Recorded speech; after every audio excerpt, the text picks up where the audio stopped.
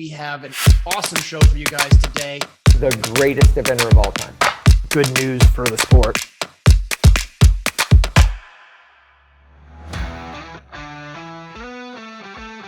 Welcome to the John and Rick Show, brought to you by Horse Trailer Pros. This is our third season, 12th episode, John. It is a really good show. We've got great people on it, and gosh, it's great to see you.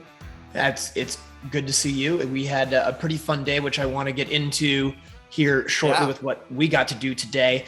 Before we do that, one thing I'm always really bad about, and we need to be better, is to remind everybody to please check us out on all of the social media platforms. On your podcast players, make sure you give us a review, hit like, subscribe to us on YouTube, and comment on YouTube, because that helps the algorithm for us so that we get bumped up in the system and get more and more views so that we can keep doing this, because it's our third season and that's incredible, but we want to keep growing and be even bigger and better for everybody. I agree with you, John. That's a really good point. And I think when we get even bigger, we can have even better scenery with a new studio. Yes. So I think that's also one thing to talk about here, Rick, is Horse Trailer Pros is obviously our title sponsor. They're a great company. Matt over there does an awesome job with his whole team. They keep us on the road and safe. So anytime any of you need anything done with your trailers, those are the guys you want to go to. And we're just waiting on a new studio, which is going to be ready soon, and very excited. But that is, they've moved to a new location. It's a beautiful spot. We did a tour of it not too long ago, I think at the end of last season. Right. So they're putting all the finishing touches on everything as we speak. So that's really exciting. But Rick, today, you and I and Elisa, we got to go, and that was in our group, and then Briggs wrote it as well. We got to go ride with Lucinda Green. We did. Lucinda's back again, and she unfortunately can't stay for the wedding on July 2nd, which is Saturday. Yeah. But she came in again and spent some days in Texas and then came here, and we got the benefit, and really exciting because I haven't seen this horse that you ride, that you love so much in over a year out. And that was the Baby Prophet. Yeah. Prophet is out, and he had a great school today with Lucinda and should be competing. I think we'll do a little something here in July, sort of locally at one of the schooling events, and then he'll be out at some recognized horse shows or events starting in August. So I'm excited about that. Are you going to do with him shorts in the fall and just kind of build him up for the spring, or what are you doing?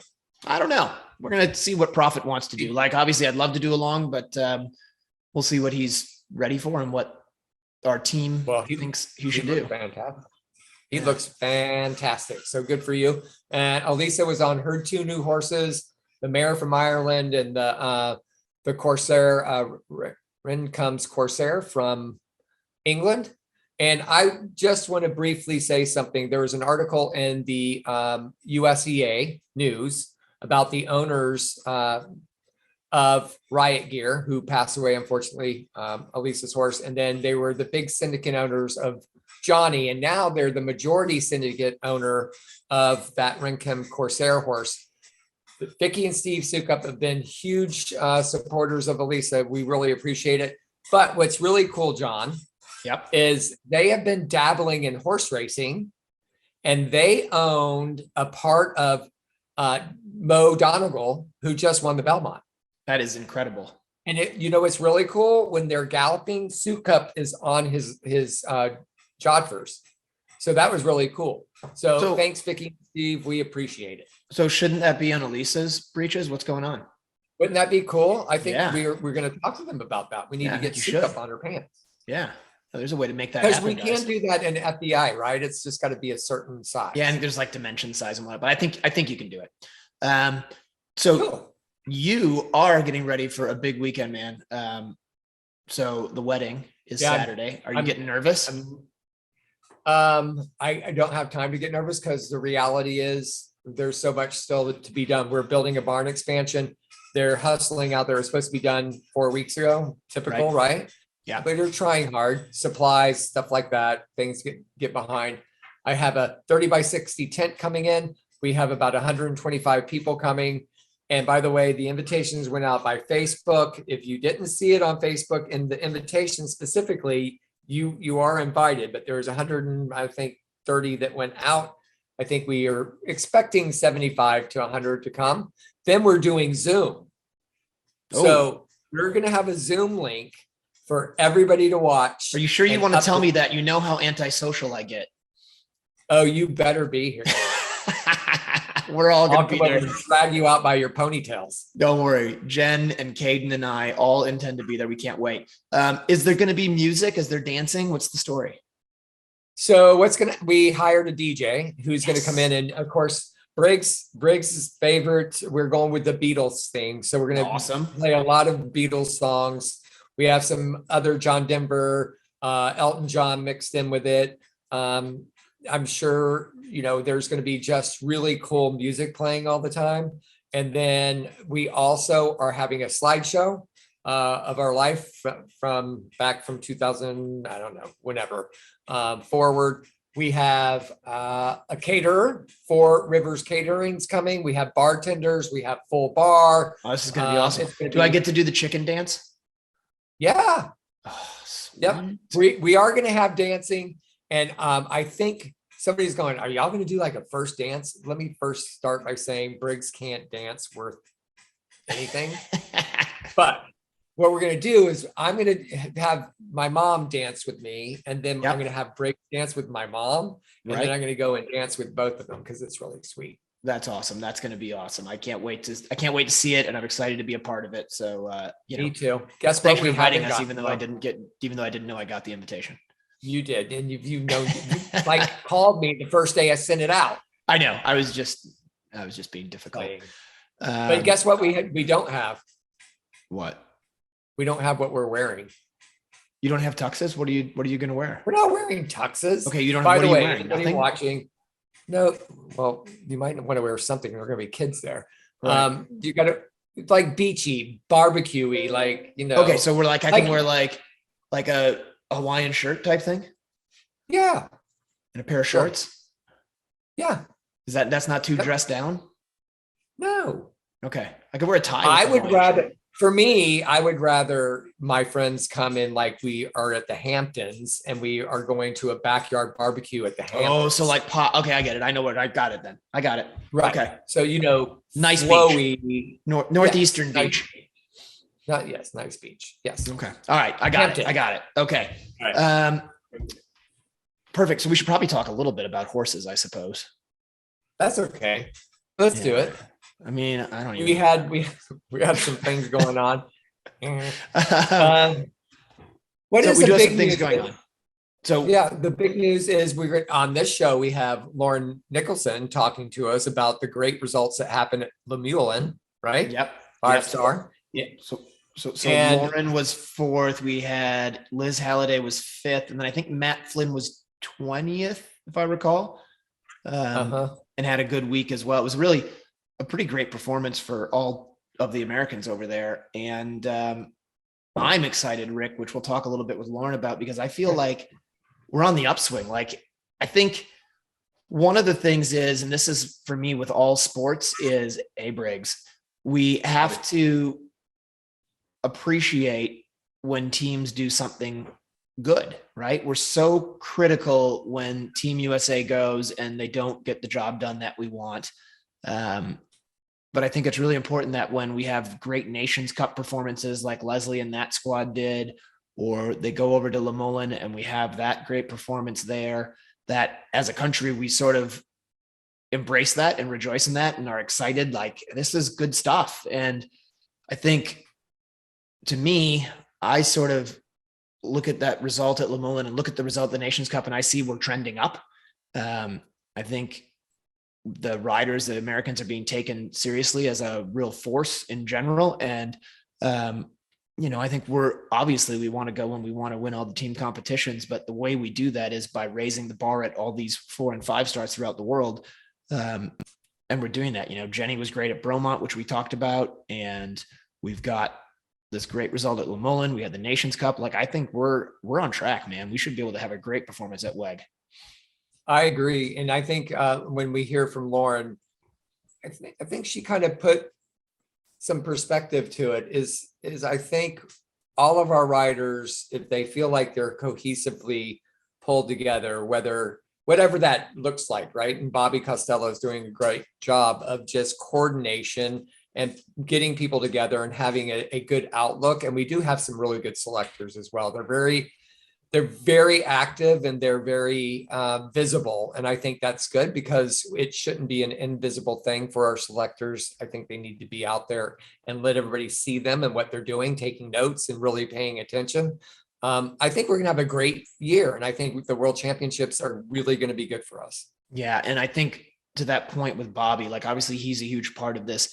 The other piece of that support for that team is Max Corcoran. So she's now officially named USEF Eventing Elite Program and Team Facilitator. And when I talked to Bobby about this on the phone, I actually talked to him. He called me from over there.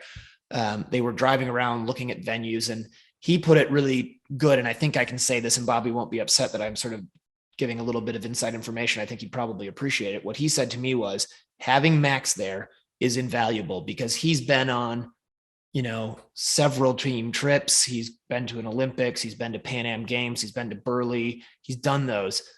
But the number of team trips that he's been on doesn't even compare to the number of team trips that Max has been on because she's been a groom for so many of those and been a part of so many great horse rider combinations that she goes there and she just has a wealth of knowledge from having seen it from the other side.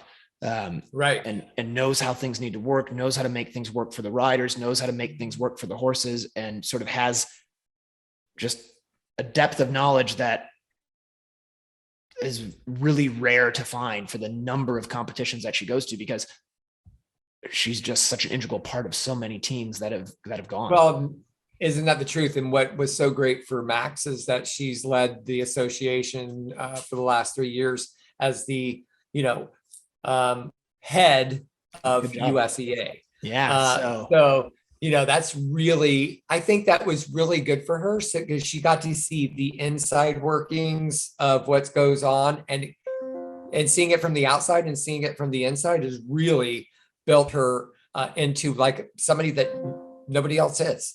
Yeah, totally. No, we're excited. I'm excited to have them both there. Team USA and all of the supporters of that. We're also lucky that we have the two of them. So thanks to them. And what we should do here, Rick, is take a break and we're going to be right back, guys, with Lauren Nicholson. She actually is joining us from the Plains and we had some internet stuff yesterday and we got her on today. So we're thrilled that we got this done. Thanks to Lauren for working that all out. And we will be right back with our Stress Less segment. Want to advertise on the John and Rick Show? Contact John at 352-875-8622 or call Rick at 850-879-2649. For a horse owner on the road, your trailer is essential. No one enjoys being stuck on the road. At Horse Trailer Pros, we repair, renovate, and maintain all makes and models of horse trailers. We work directly with your insurance company or manufacturer for warranty repairs and insurance claims. Our state-of-the-art facility provides quick turnaround and friendly customer service. Considering a living quarter conversion? We do those too. Find comfort on the road with Horse Trailer Pros. Call or text 352-804-2131. HorseTrailerPros.com. Jay and Pip Hambly of Glenarden Farms are located in Fergus, Ontario, Canada, and Williston, Florida. Looking to get an edge at the competitions? Jay and Pip will use their years of experience as advanced level competitors to teach, coach, and train you and your horse to be your best. Looking for your next horse? Pip is one of the best and specializes in sourcing quality thoroughbreds. Jay is a level 4 or 5 FEI course designer and designs extensively throughout the world. Come compete at the recognized horse trials in Canada this summer. They also have cross-country jumps in stock for you to take home, or Jay can custom build exactly what you need. Contact Pip at 519-820-0586. I'm Gabby Ruane, and I run Ruane Eventing. I run my program out of Reddick, Florida. I start off in the morning bringing the horses in, feeding, and then tacking up and riding pretty much all day. It's always a busy day here with multiple horses in training. When Mufasa first arrived, he was quite sensitive and reactive as a young horse. I decided to start him on Stress Less. I've tried quite a few other supplements and I felt like they all dulled him. Stress Less was the first supplement that really let me get through his tough moments, but I felt like he could still keep that spark that made him special. Stress Less helps keep Mufasa calm but responsive even through his tough moments. When Mufasa first arrived, he was quite reactive and sensitive, and I needed something to help me get him through those tough moments. Mufasa began his career as an event horse last year, and this year I hope to move him up to the preliminary level and then end the year with a 2-star long. I'm Gabby Ruane, and I would recommend Stress Less to anyone who wants their horse more focused and rideable overall. Welcome back to the John and Rick Show, brought to you by Horse Trailer Pros, and we are here in our Stress Less segment. Very appreciative of Stress Less for sponsoring this segment, and we are joined by the one and only Mrs. No Stress, Lauren Nicholson. Lauren, thanks for joining us. Thanks for having me, guys. So obviously the big news and the reason that we wanted you on the show, aside from you're a good friend and super entertaining for everybody to listen to, is that you were just 4th at Luhmullen. Obviously we had Liz Halliday right behind you, another American, in 5th. And then Matt Flynn had a great weekend as well. So the first thing I sort of think about is how, and again, I'm a fan, obviously I'm a competitor, but I'm also a fan because I'm not there right now. I feel like the US, we're there. If we're not there, we're really close to being there. And that's a great performance against a really quality field of horses. So what's the difference? I guess what's your thoughts on all of that? Yeah, it definitely, it felt like the missing piece kind of fell in a lot of ways this past weekend. I know it wasn't a team trip, so to speak, but the whole Team USA was very much there, and the camaraderie that's not been super, I don't want to say super, but, it definitely, there felt like the missing piece. Bobby's been super a chef. The selectors that were there were involved, and, they were definitely around all the time, and we liked that, and they stayed super involved in what we were doing. We had our own, the coaches and the warm-ups we liked, and, everybody was able to do things in the way that best helped them perform, but everyone definitely super supported that also. And so I think, when it gets to this level, it's a little bit the tiny pieces that make a huge difference, both kind of mentally and emotionally. We've had the riders, we've had the horses, we've had good experience. Now it's just kind of those last little diamonds that make the performances come together to be top performances against the world. Right. Yeah, I think that's a really good point. And so did you, when you were warming up, you had an incredible dressage test on that horse. And Bug just performed his heart out for you. If we're going to go to the dressage test in a second, but tell me that special horse for you, because you bred this horse, is that right?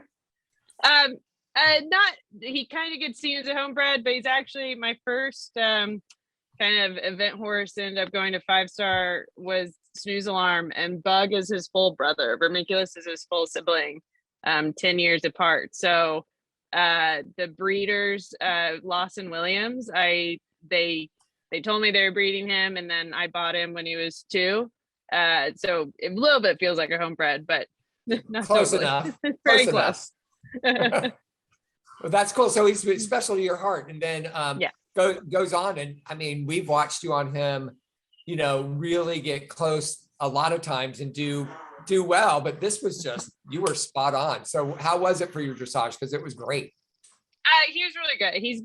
He's been very cheeky the past couple of years. He's been quite the little pony and pulled some pretty naughty moves the last couple of years, and we've kind of been trying for a long time to get back to the level he had kind of 2018, 2019. And, along with David, it was essential to have David in the warm up because, he knew exactly when to say, put a thumb on him, don't put a thumb on him, take the pressure off. And it really worked in the ring. And, it was 2 minutes to almost being too long a warm up. It was very different than in the past. I kind of finally realized I wasn't going to make him worn out. And so I did just plan on doing like a 15-minute warm up, and that was almost too long. You know, he's always the best in the kind of first 10-15 minutes of the ride. So let's just try to do that and take it in the ring. And, you know, it worked. So we'll definitely stick to that for a while.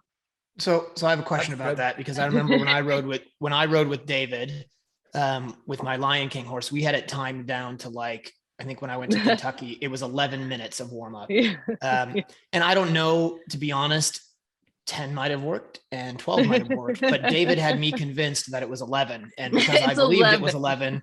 It was 11 minutes. It worked. Yeah. So how much of that, like you say, David was there, and obviously there's a dynamic with Bobby and the rest of the team, but how much of that performance do you think in that dressage test is, I mean, obviously you're the one on him, you're the one who creates the magic, but how much of that do you think is having David be a part of it and be able to be there? And now with this new system, is that going to be something that's going to be possible where you can have your support team there to get that last little mark out of that horse? You know, it certainly, like today, it was essential. Some days, I mean, I won't lie, David will agree. Sometimes we'd spend the whole warm up fighting with mate, which maybe that makes I've seen the that, ride good too. Yeah, I did say at the end of the weekend, I was like, I didn't yell at you once this weekend. He's like, I know, it's a miracle. But like at this point, I mean, you know, I've been riding with David for 17 years, so it's very much kind of a mentor thing. And a lot of times he just has to raise the eyebrow, and I know what he means. But, you know, this time it was super essential, I think, really helped in the warm up. But, you know, I think the one thing all the riders have to make sure of too is that we don't get too mentally and emotionally like we have to have this thing here and this person here to succeed in the ring, because I mean, the reality is on these team trips and everything else, we're not each going to be able to have our 15 different specialty coaches that we want and everything else. And, you know, it's important that you can show up and do it on the day without them too. So it was absolutely helpful and essential that David was there. But, you know, I also want to say that I would hopefully have been able to pull it off also without him. Because hopefully, as he would say, he would have trained me well enough, I wouldn't need him there. Absolutely. I feel like you would have gotten it done. Hopefully. So what about the dynamic for cross country? Like, how did that work with Bobby being there and David there? Did you guys have like a Team USA walk? Did you just do your own things? How did that all go about? Yeah, actually, I don't think we did a walk with Bobby. I think we went over the course. You know, Bobby's been great because he's been around if you need him, but but he certainly doesn't give you the impression that he's annoyed if you haven't asked for his help. Jan walked the course with David and I, which I enjoy. Like, I like the selectors being involved. I think the more they kind of know about us behind the scenes, the horses behind the scenes helps. We got internet in the happening long again. Run. You know, the Bobby and Jan were around in the warm up and stuff. I think in case we wanted to know anything, I was one of the earlier ones, so I only got to watch a handful go, and they were certainly around. I think if I needed to ask about something, that's stuff I wanted to know, and ran out there. Okay. And we just lost Lauren for a minute, but that's all right. We're going to keep rolling because you're back. You I have look 3 great. bars. Yeah, you're perfect. You're doing great. We're good. We got you. Don't worry about it. Where'd you We got lose 2 me? minutes left in this segment, and then we're going to take a little break anyway, and we can readjust if need be. But you're good right now. So go ahead, Rick.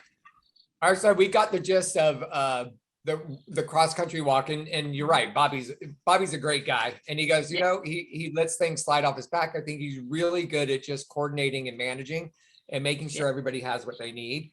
And he's no matter what, Bobby's always smiling. So I think that's you never beneficial. feel like you are offending him if you don't ask for assistance, but he's always there if you do need it, you know. And I think that's important. You know, it's easy. I don't know. I feel like it's easier for men to kind of just not. That's a very sexist thing to say, Lauren. worms. I'm gonna open that can of worms. I just But, want it noted. It was not Rick and it was not John that said that. That was Lauren.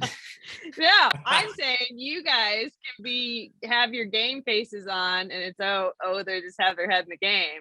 And then when we have our game faces on, it's that we're bitches. So I'm gonna say it. Yeah, but you know The what? can of worms is open.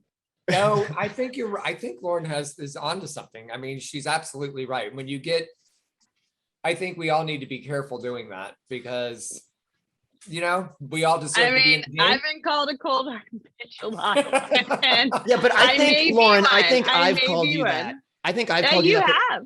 But when I say it, it's a term of endearment.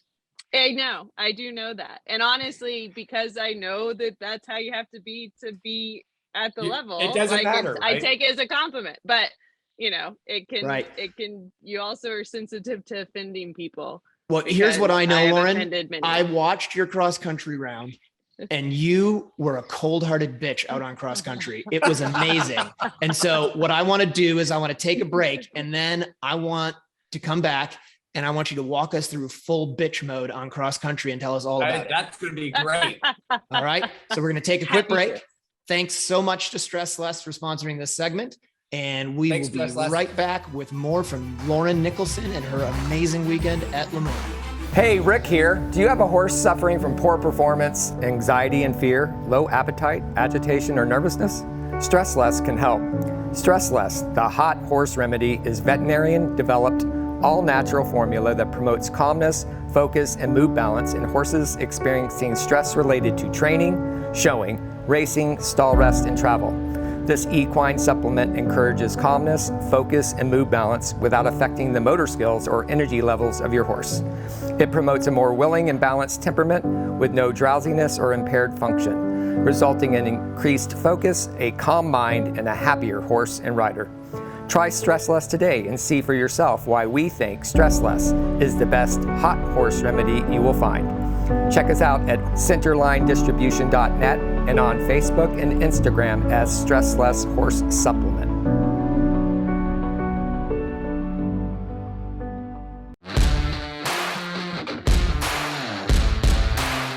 Hi, my name's Leslie Law and we are a proud supporter of Jump for Joy. We've been using their portable cross-country jumps now for about 10 to 15 years. We love these jumps because, as you can see, they're very easy to move. It would only take another person on the other side and I could place this fence wherever I wanted to very easily.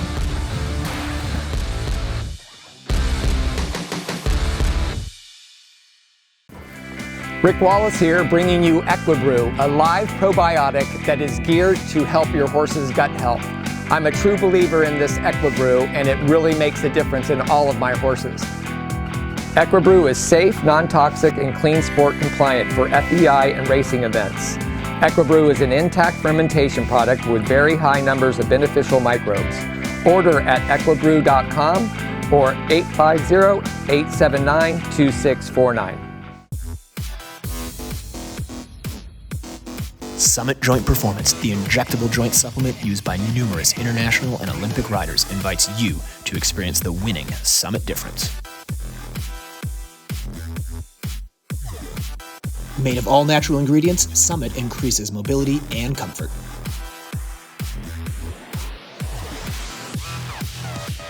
Win your class with Summit Joint Performance. Welcome back to the John and Rick Show, brought to you by Horse Trailer Pros. We are joined by, as John calls her, Lauren Nicholson, the great woman from Luhmullen, and she just got off a. What did I say? Did I say it right? I don't know. Luhmullen. I like it. I like it. Yeah. I'll take it. Yeah. See? So we're going to walk through your cross country because it was spot on. Tell us about going out and what you were thinking when you're going out in the box. You've just traveled over there. You know, you've got a lot riding on you. Obviously, there's a lot of pressure. And you were sitting second place, right, Lauren? Well, I knew when I got to the box that I was in the lead that first had fallen. So I didn't know that. And I left the box knowing that and a little bit just trying as hard as I could not to leave any time on the table without being stupid. He's not the fastest horse in the world. You know, he's nippy and he doesn't pull. But, you know, the hardest part with him is like if you do have a section where you can open up and gallop, and how like a lot of horses you make up kind of 8, 9, 10 seconds, he doesn't make it up. Like there was 1 minute on course, I think it was minute 7, and you only had 2 gallop fences, and I like hammered his poor little self the whole way, and I made up I think 3 seconds by the time I got to the next minute marker, and I was like, oh, but 3 seconds made up. I know, that was it. But you So what also, was you don't the- have to spend a lot of time setting up for stuff. So No. Yeah. Yeah, like and I know him so well, like I try to be as efficient as possible, and you know, we've done so much together that I can trust him at the fences. Like that doesn't, you know, you're really just thinking of trying to make up time the whole way around. So when you were going around, where did you think this is it, I got it, but I'm going to be a little down on the time, but this is still going to be a great run? Honestly, I don't think you ever think that, because I went True through a that. phase. Yeah, it's like I went through a phase in my mid-20s that I would think that and always have like a 20 in the last like minute 90 seconds of a 3-day. So David Don't say that used to, anymore. yeah, and like David, we'd walk horses and we'd get to like the 8th or 9th minute, and he'd be like, hit yourself in the head here. So I think I still kind of think that it's not done till it's done, because I did have a phase where I did do that. But you know, he's just like, I know him so well, and I almost try not to get myself into trouble by having too much faith in him. But he's such a horse. He's gonna hunt the flags. He's got such a good 5th leg. Like he's very comfortable trotting fences whenever he feels the need to. So as long as I kind of get him within the vicinity of the fence, I know he's gonna jump it. So it's just trying to be as brave as I can everywhere, and just not doing anything stupid. and it sounds like maybe he's the sort of horse you have to ride like when you're out on course, like you don't like him that much and then you love him when you get back to the barn. Yeah, maybe. Because he doesn't know why we're in such a hurry, and he'd be quite happy just going on at a decent canter the whole way. He doesn't know why I'm hustling him along so much, but he's definitely I can't like him too much because he is so good, and I do have such a soft spot for him. You're right. Like I can't be too in love with him when I head out of the box. Yeah, I think you mentioned something, Lauren, that people are going to probably pick up on, and that is you're comfortable if even it comes down to a trot, and you're comfortable. I mean, at home, Elisa, all of us, is that something you do make sure you are comfortable with before you go out with any of your horses staying? Oh God, you know, speak of the devil. Sorry. There he is. Oh no, Oh, look at that. Say it's say David hi on to the tractor. Hello. Johnny. Hey, There Sam. it is. No, that's David. Oh, it's Yeah, David. it's David. Yeah, it's David. Ah, I was telling them how we didn't fight at all at Luhmullen. Yeah. he goes, great. that's not what Is I that it? recall. That's That's great. not We what get a I guest recall. appearance from David O'Connor. I love it. That's awesome. I like that. So I am just actually okay. Got it. Sorry. that's all right. Back to work. It's David. Sorry, guys. Yes. I Yeah. think it's important. A lot of people are going to pick up on that. You said trot, and they're probably going, she's doing a 5-star and she's I getting that know. comfortable. Well, So I would explain say that to them a little bit, because that is a good training method, right? It is. I made a mistake with Bug that I did it for too long. He had a very, very big canter as a young horse that he couldn't put together. So I did a lot of trotting fences, even kind of up to like prelim. And it's backfired because he's very confident trotting fences. I mean, like he trotted the trout hatchery at Burley and stuff. And it took a long time. I still remember walking the course with Janelle, and I was like, he's going to trot this up bank. And she looked at me and she goes, you cannot trot this. And I said, I don't want to trot it. I'm just telling you he's going to. And she's like, you can't. He cannot do it from a trot. And I was like, I don't disagree. I was like, but you have to tell him. And he trotted the whole And thing. he trotted and I it? was like, well, yeah. And Janelle was like, well, he did trot it. You were right. And I was like, I don't like it. But yeah, he's overly confident trotting fences, and he does it almost every course, no matter what level. he'll throw in a couple trots. He trotted through that last water at Luhmullen, but I trust him in it, so it doesn't panic me too much, but definitely waste a little time. I have not let a young horse trot fences for that long since. It's not that long, huh? No. So if we can just jump ahead a little bit, because that's a really good little segue, because you go into show jumping and he's a great jumper. Had a beautiful round. Obviously it was clear over the fences, but you did have 0.8 time, which was the difference, right? I believe between fourth and third. Is that right? I think so. Maybe. Yeah, you were 32.7. And the the reason that this is important is Jonelle was 32. Oh, So, yep. So you're there right. you go. Shouldn't have trotted. I know. God damn it. You don't have to tell me. I have already added up everything.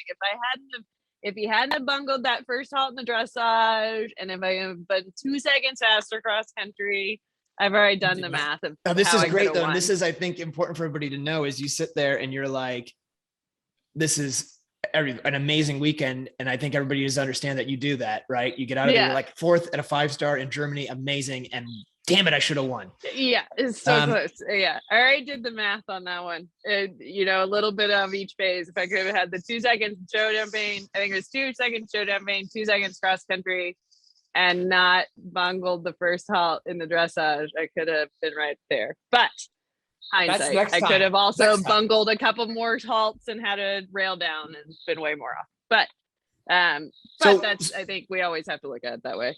So is the 2 seconds in show jumping gettable? Is that somewhere you think you could have shaved that off, or did you have to have that to have a clear round? I'm not totally sure. He was not super rideable at the show jumping, I won't lie.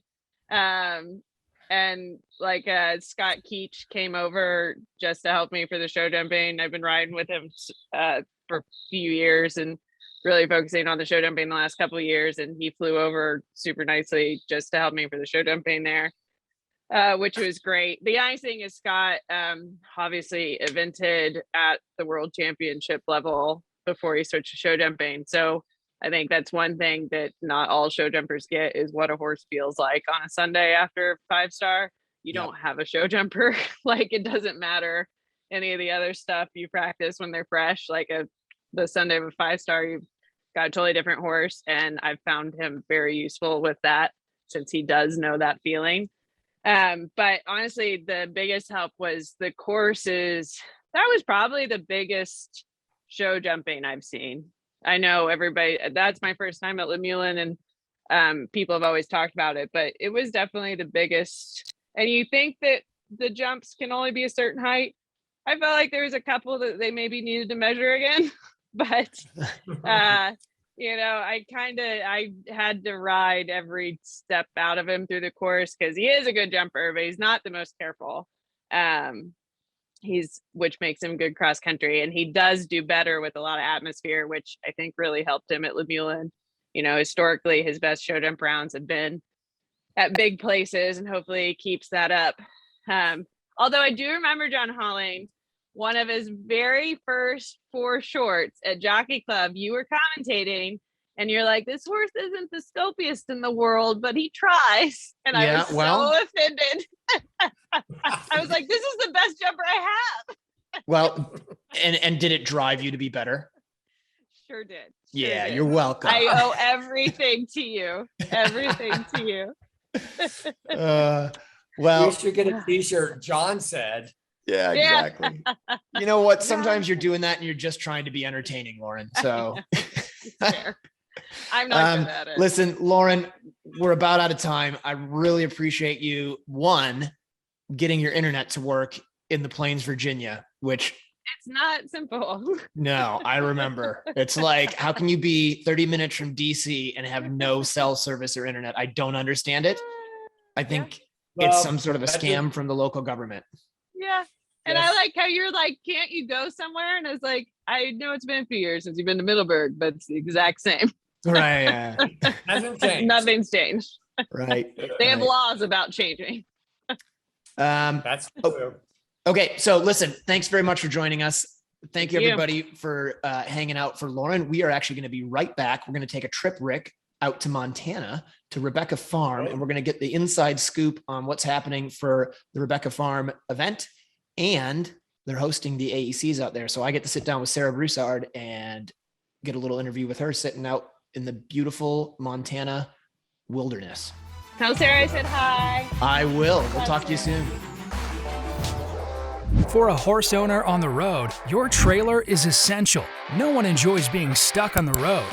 At Horse Trailer Pros, we repair, renovate, and maintain all makes and models of horse trailers. We work directly with your insurance company or manufacturer for warranty repairs and insurance claims. Our state-of-the-art facility provides quick turnaround and friendly customer service. Considering a living quarter conversion? We do those too. Find comfort on the road with Horse Trailer Pros. Call or text 352-804-2131. HorseTrailerPros.com. I'm Gabby Ruane, and I run Ruane Eventing. I run my program out of Reddick, Florida. I start off in the morning bringing the horses in, feeding, and then tacking up and riding pretty much all day. It's always a busy day here with multiple horses in training. When Mufasa first arrived, he was quite sensitive and reactive as a young horse. I decided to start him on Stress Less. I've tried quite a few other supplements and I felt like they all dulled him. Stress Less was the first supplement that really let me get through his tough moments, but I felt like he could still keep that spark that made him special. Stress Less helps keep Mufasa calm but responsive even through his tough moments. When Mufasa first arrived, he was quite reactive and sensitive, and I needed something to help me get him through those tough moments. Mufasa began his career as an event horse last year, and this year I hope to move him up to the preliminary level and then end the year with a 2-star long. I'm Gabby Ruane, and I would recommend Stress Less to anyone who wants their horse more focused and rideable overall. Rick Wallace here, bringing you Equibrew, a live probiotic that is geared to help your horse's gut health. I'm a true believer in this Equibrew, and it really makes a difference in all of my horses. Equibrew is safe, non-toxic, and clean sport compliant for FEI and racing events. Equibrew is an intact fermentation product with very high numbers of beneficial microbes. Order at equibrew.com or 850-879-2649.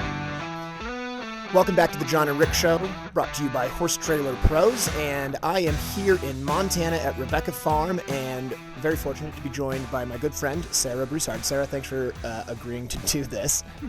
Well, you know, you kind of held it against me. So, no, just kidding. No, it's great. I'm glad that you asked me. Well, I appreciate you lying for us. So, so I've been here this weekend teaching a clinic, which is always really fun to do. There's really no more beautiful place in the world than Rebecca Farm.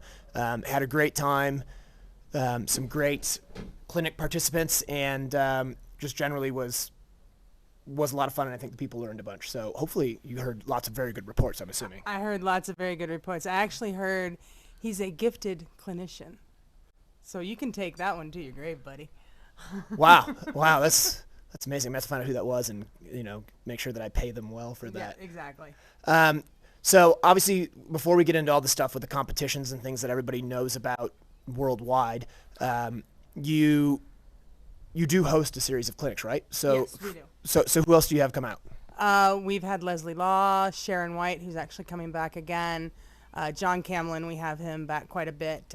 It's great because he really has a good rapport with most of the clinic participants, so he can really kind of help them along. Mark Grandia has been out here.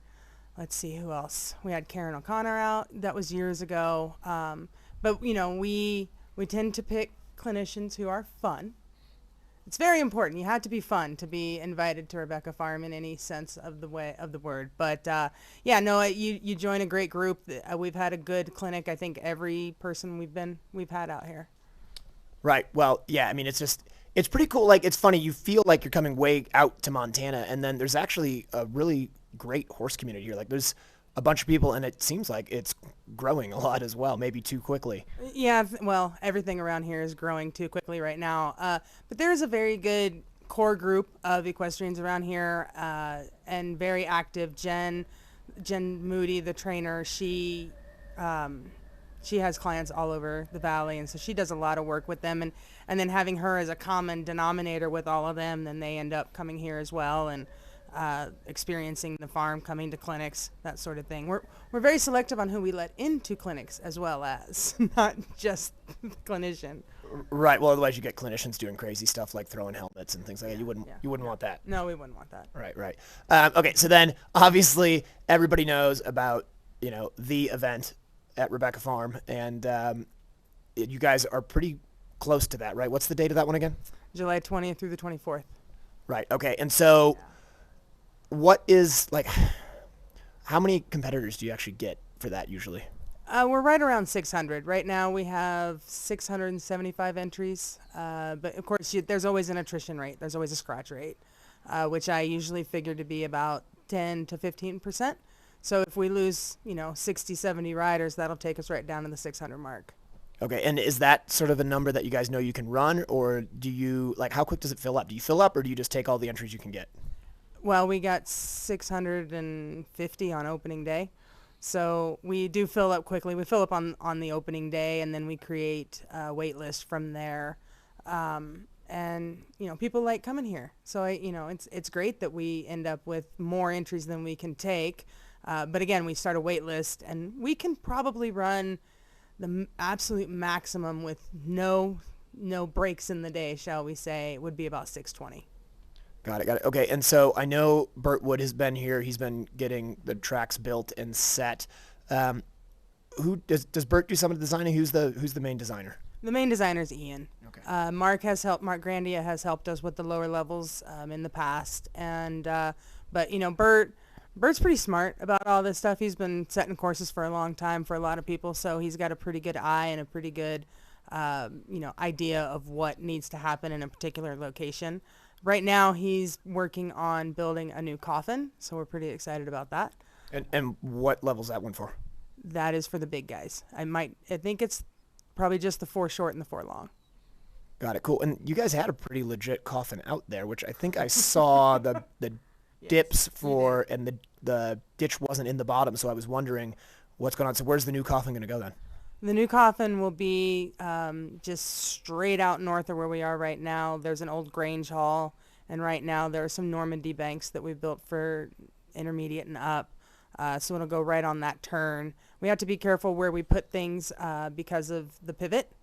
And so, because the pivot... For those who don't know, the pivot is like the giant... I never knew what this was. It's the giant irrigation wheel thing that spins around, that rocks around the farms and the farm fields. And you guys have 3 of them? We have 3 of them. 2 of them really don't bother us much because they're on the western side of the property. The one in the northeast side of the property is where a lot of cross-country course, the steeplechase track is there.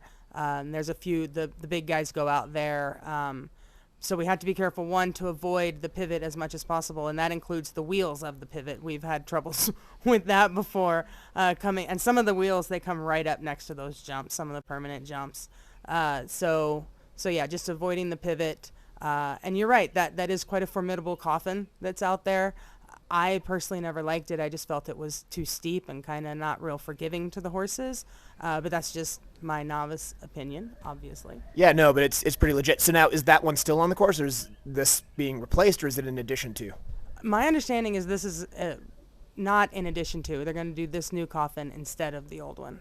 Got it. Yeah, I mean, and I think that, that is actually a big service to everybody in the sport, because we get to Kentucky and everybody goes to that coffin and they're like, where do we ever get to practice this? And I said, well, Rebecca Farm has it. That's one of the only ones. So while it was pretty extreme, it was good you had it. So is the new one still at least the same idea? I'm not positive, actually. I haven't seen the plans for it. But, I think the coffin that we have now, the one that I think is a little formidable, none of the horses really had trouble with it. It was a pretty clean jump for the most part. And you have a good prep, where you can really get into that coffin canter, because that's definitely a needed canter for that particular coffin. It's so steep. But again, it rode really well, and so I don't think they would change the idea too much with the new one. I think it would be similar. Yeah, right. I mean, getting with Ian designing, I'm sure it's not going to be any slouch of a coffin. He takes it for serious. So we have the regular event going on here in a month and a bit. Yeah. And then we have, and this is very important, everybody, we have the AEC. Now, what Sarah informed me last night, and I never put together, is it is not the AECs. For all you people who call it the AECs, it is the American Eventing Championships, which means it is the AEC, because otherwise it would be the American Championships. Exactly. Exactly. So, I mean, the question I have to ask is, like, what were you thinking?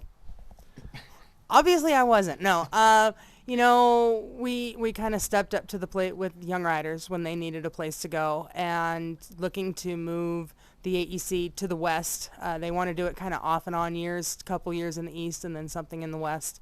And it kind of came up. It came up at the convention. Actually, Rob asked me if I was interested in doing it, and I said that we would be interested in doing it. I think that that's going to bring more people that have not been here before with the beginner, novice, and modified classes. And now we've added festival classes to the AEC. So there's championship classes and regular horse trial classes. So hold on. So festival classes are regular horse trial classes? Mm-hmm. Yeah. Just a basic horse trial. So that will allow, we're doing it beginner, novice, training, and modified. So basically the idea of that is just to make sure you get enough entries. Yes, because when they had Kentucky last year and 1,000 entries, which was absolutely insane, they're more centrally located. And we know that we are way out here. We are north, we are west, and we're not on the way to anywhere. But bringing the championships here will hopefully bring some people here who've never been here before. It'll give them a little more impetus to actually make the trek. I mean, yeah, it's smart to do it that way for sure. So you've got these two events. It's got to be a huge boom for Kalispell, I would assume. I mean, have you guys, I'm sure you have, like, what's the economic impact on the the usual event that you guys have? Do you know? Yeah, so we did a survey a while back, and we discovered that we bring $5 million into the city of Kalispell during that time. Whether it's hiring new people, like they hire extra staff because they know about this last year, I think it was. There was a sign out in front of Starbucks that said, "Welcome all competitors." Like they knew what was going on. They were actually putting a sign up at their place about it. Hotel rooms, our Airbnb, VRBO, all of that just through the roof. I mean, the summer here is very busy in general. And so, that's why it's hard. Accommodations are very hard to come by in July, and that's mainly because everyone wants to be here in the summer. Right. Yeah. No, I mean, I know it's a pretty cool place, like just to come visit. I always enjoy it. I'm sorry that I missed the rodeo this year. Yeah, there's that. So, I mean, that's great. It's $5 million for that event. I'm assuming you'll be close to that for the AECs as well, with everybody coming in. And, I think I know you've heard it before, but you guys don't hear it enough. Like, thank you for everything that you and your family do for the sport. We really appreciate it. Thanks for everything you do for me. Inviting me out and helping me out for years, as you always have. I really appreciate it. And, having me out for the clinic. So thank you for that. And thank you for agreeing to come on our amazing show and podcast. So, thanks so much. You betcha. I had a good time. Awesome. All right, guys, we will be right back.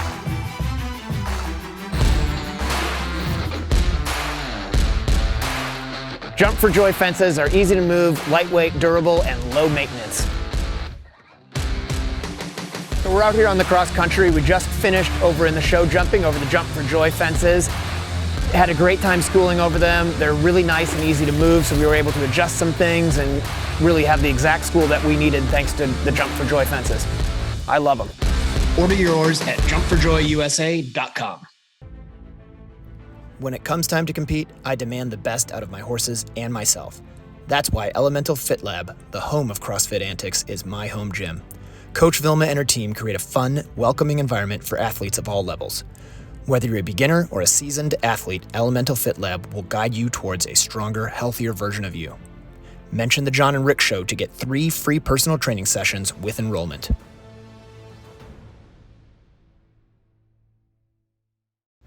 Jay and Pip Hambly of Glenarden Farms are located in Fergus, Ontario, Canada, and Williston, Florida. Looking to get an edge at the competitions? Jay and Pip will use their years of experience as advanced level competitors to teach, coach, and train you and your horse to be your best. Looking for your next horse? Pip is one of the best and specializes in sourcing quality thoroughbreds. Jay is a level 4 or 5 FEI course designer and designs extensively throughout the world. Come compete at the recognized horse trials in Canada this summer. They also have cross-country jumps in stock for you to take home, or Jay can custom build exactly what you need. Contact Pip at 519-820-0586. Welcome back to the John and Rick Show, brought to you by Horse Trailer Pros, and I'm here in Fergus, Ontario, with my good buddy Jay Hambly. Jay, so you're a level 5 horse designer. Yeah. And you've done 2 Olympics as a builder. Yep. And you also just got back from Bromont, which was the 4 long. Yeah. Or up through the 4 long. And what, Derek designs that one? Derek does, yeah. Derek DeGrazia. Yep. And you sort of, you move in up there and do the whole thing. So what was I know there was a ton of rain. There was. We got there May 7th. It's my 30th year working there. Oh. Yeah, it's crazy, huh? Did you build the bridges in time? It was. We didn't have to use any bridges. Okay, that's good. The rain did not help. It was very dry when we did the setup, and then there was just 2 weeks of heavy rain, like on and off, and our typical crew wasn't there. I had 2 working students actually helping me, myself. I saw pictures of them. Yeah. Like, filthy dirty trying to keep up with. Yeah, everything. they did great. They were great girls. They worked really, really hard, Jackie Kelton and Sarah Wyson. And I mean, we did everything we could for the ground, but when you get that much rain, there's not a lot you can do. Right. And how did the horses in general seem to deal with it? Well, the bog, as you like to put it. Yeah, the bog. Everybody likes to complain about it, but the truth is they traveled through it very well. Right. The worst footing on the property was coming out of the main water, right, up to the Words of Sponsors tent, and they got stuck in there a little bit, but they did a good job, I think. Cool. Good. And yeah, I mean, I love Bromont. I was sad I didn't get to go this year, but I'll be back next year. I mean, I complain it's 42 days of work there, but it is my favorite venue. It's beautiful. It's not a bad place to move to for a while. Yeah, for sure. Okay, so one of the things that I sort of warned you I wanted to talk about was levels and sort of consistency amongst the levels between FEI events, sort of shorts, and horse trials, and just to sort of bring you up to speed on what I'm talking about, and then I want your opinion as a designer. So one of the things that we've been talking about is how to have horses better prepared for the championships, not just Olympics and World Games and all that stuff, because that's such a finite number of horses, but really thinking more about the longs. And it seems like a lot of times horses get there and riders are unprepared. They're not riding well enough. And also, I think part of it is, in my opinion anyway, that a lot of times the horses are seeing stuff for the first time at a long, because they can, not all of them, but they can, especially the new levels, sort of just get qualified and not have really seen everything that they should see. So I sometimes, like, we joke about your events at Ocala being like really tough, but they're within the standard. And I think you've told me in the past that you want horses and riders to, if they're going to get qualified, you want them to really be qualified. Well, yeah, I don't think you want to lie to them. And I think I know where you're going with this, but you get qualified no matter what time of year you run. So sometimes the theory that, early events in the season should be easier than later, I don't really agree with. I think typically the better riders might, when they come out early in a season, might not come out at the same level they stopped the previous season at. Right. And then I think that, so your standard has to be your standard. As far as shorts and the equivalent to a short to a horse trials, I think typically, and there needs to be a difference between the two, for a couple of reasons. If you're running a horse trials with a short and you don't have any differences, and people often ask you just frankly, what's the difference between the two courses, other than the price tag that you pay to enter and the qualification you get, that there should be a difference. So to that point, and I think we actually agree on this. So yeah, if you enter an intermediate horse trial, to me, I'm probably entering on a horse that's greener. Yeah. And if I enter a 3 short, I'm probably entering on a horse that I'm trying to get to along that season. Exactly. So I want that to be real. So, and the riders might be better or worse as absolutely, well. More experienced or less experienced. So I guess then the next part of that question is, as a designer, if you go to an organizer and say, look, we have to build 2 separate tracks, how many fences really does that require? Let's just take the intermediate level to make, because you're going to share some fences, I'm assuming. You were going to share a lot of them. So what would the expense be in running a short that's going to be more difficult in a slightly different track, an intermediate that's different enough that me as the customer and the competitor Is happy. is going to say, yeah, that's a real test? Yeah, I think right off the bat, I mean, things people don't think about are the number of flags you need. Right. So you need a whole another set of numbers, and that's not always very inexpensive in its own. So when you start thinking about the track, the first thing you'll do is probably design your short track first, your FEI track first, and then you would look at that track and think to yourself, well, on paper, the distances are the same, and the number of efforts are the same.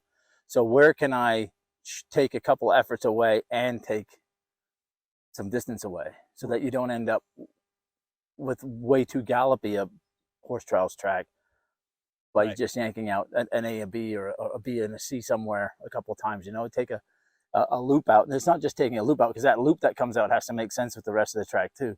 So there's actually quite a lot that goes into it so that the flow remains the same. So sometimes you try to, and you've seen it at the horse park because we do it all the time there, you try to take the same features and maybe try to get to a couple of them slightly differently.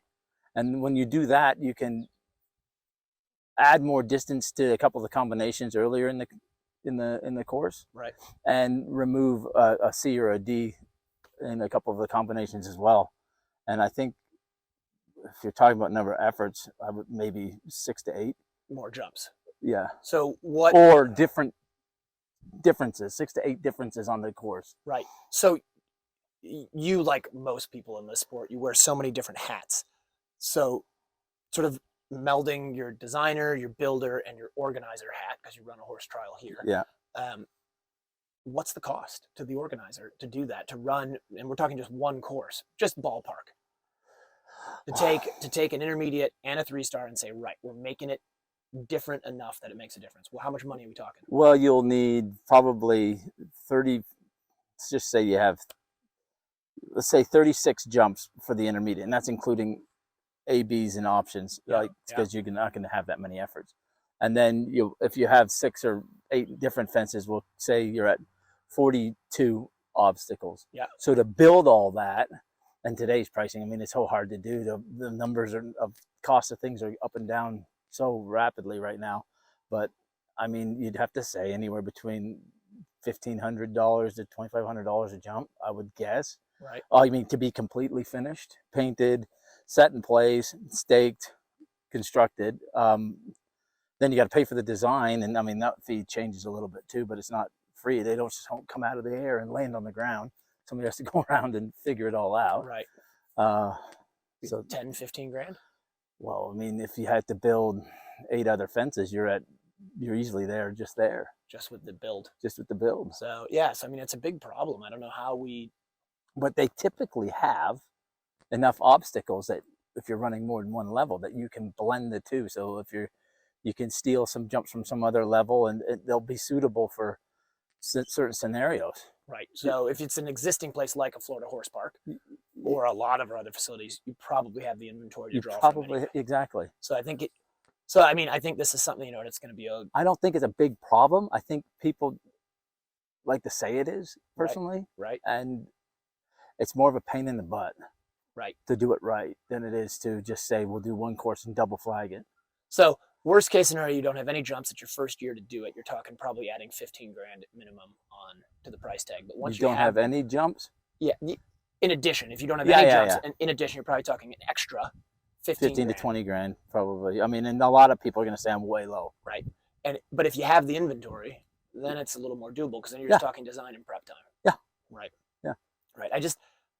But there is a need for it, like you were saying earlier. I think there definitely is. Well, I think there is, because you can get... It's the clientele, like you were saying. I think that's truly the problem. The clientele you're going to get at the 3 short versus the 3 long and the horse trials are all different. It used to be the worst division to watch for me as a builder designer on the day of repair was the preliminary young rider division. Right.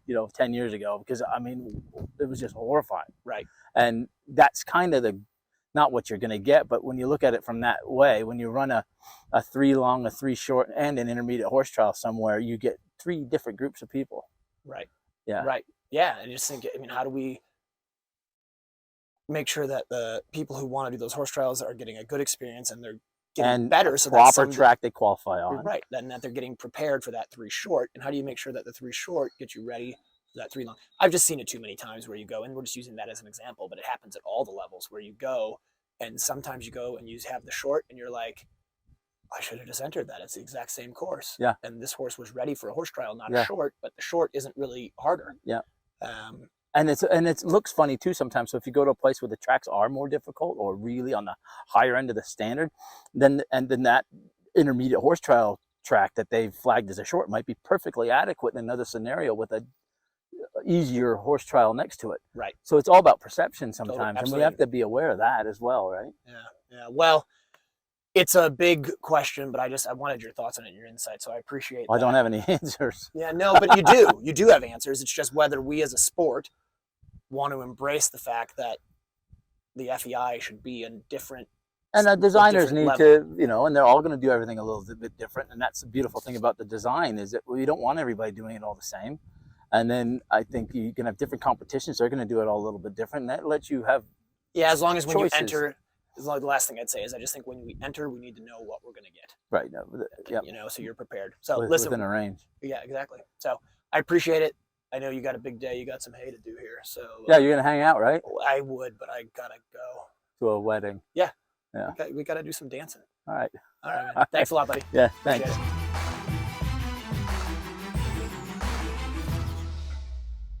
We have an awesome show for you guys today. The greatest eventer of all time. Good news for the sport.